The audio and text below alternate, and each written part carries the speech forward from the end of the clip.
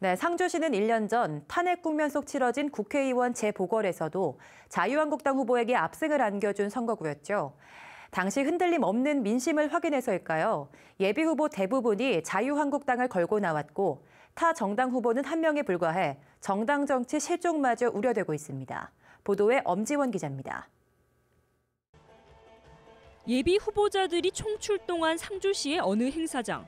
선거를 2달 앞두고 명함을 돌리는 등 후보자들의 얼굴 알리기가 분주한 가운데 앞에도 옆에도 그리고 뒤로도 온통 자유한국당의 붉은 물결이 이어집니다. 지금까지 등록한 상주시 예비 후보자 31명 중 한국당 소속은 26명으로 84%에 달해 청송과 함께 TK에서도 가장 높은 수준입니다.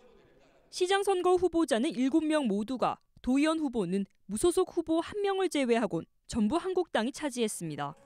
그나마 시의원 선거에서 무소속 3명, 더불어민주당 1명이 나와 구색을 마쳤습니다. 선택지를 좀 한 칸이라도 만들어 드리고 싶었습니다. 자유한국당 후보가 아닌 다른 하나의 후보자를 선택할 수 있는 것, 그것만으로도 충분한 의미를 있다고 생각합니다.